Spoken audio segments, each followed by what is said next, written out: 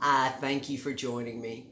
I'm going to be reading the Earth class notes written by the 12th Apostle, entitled Notice Number 3. There is so much to take special notice of in our brief education here that I will continue these special Earth classes on notice.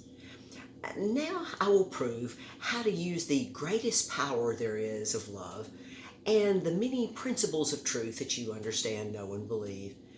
Love is the power source from which all principle truth functions. Consider that a known principle will be inactive and dormant in your soul unless accurately acted upon. This is what Jesus meant when he said, "The harvest truly is great, but the laborers are few. Pray ye therefore the Lord of the harvest, that he would send forth laborers into the harvest." Jesus was obviously using comparative analogies in this parable that should be known as such. Now I will teach and prove the truth of this like it's never been done before. If you think the Lord of the harvest is God, you have major misunderstandings about our great, one and only eternal God of progressive love, understanding, and knowledge, as does anyone who believes the very evil three O's theological theory about God being, number one, omnipresent, being in all places and time at the same time. Number two, omnipotent, having all power in heaven and earth. And number three, omniscient, knowing everything about all things of all time. If you consider, that would place the blame of all wrong things upon God, which is what Lucifer tried to do long ago. But he has learned better now. The harvest in this parable means the release of all truth in each pardoned soul who has learned enough, including the ultimate truth, for love to empower and accomplish its objective.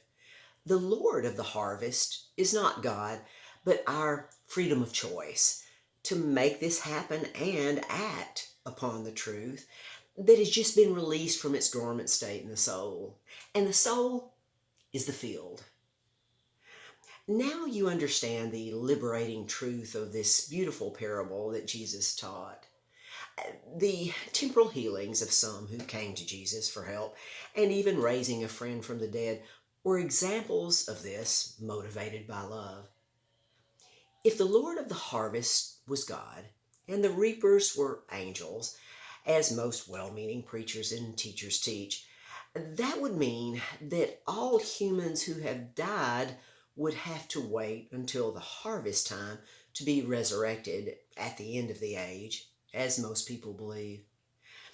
There are many people dying every day in their temporary mortal bodies of all ages, from aborted children to young and old people, with many holy angels taking their mature young spirit bodies and souls to special places of peace and joy with others. This is also true for most animals that have spirit bodies, as not all do, including cold-blooded reptiles and most sea life. Most all, dear souls, place far too much emphasis on their temporary mortal bodies, knowing little or nothing about their everlasting spirit bodies. Notice how few even care to learn or know the truth and simply think that, for example, love is sex. But your soul fields are at full harvest now that you understand and know the truth of this great parable that Jesus taught, where he used a well-known illustration of farming. Jesus used even more of a drastic illustration to awaken the unlimited human soul to its dead spiritual state and right relationship with his Father when he said, "Verily, verily, I say unto you, except ye eat the flesh of the Son of Man and drink his blood, ye have no life in you." John 6:53. That shocking statement was misunderstood, and, as was quoted, many therefore of his disciples, when they heard this, said, "This is a hard saying. Who can hear it?" Meaning, who can understand it? From that time, many of his disciples went back and walk no more with him.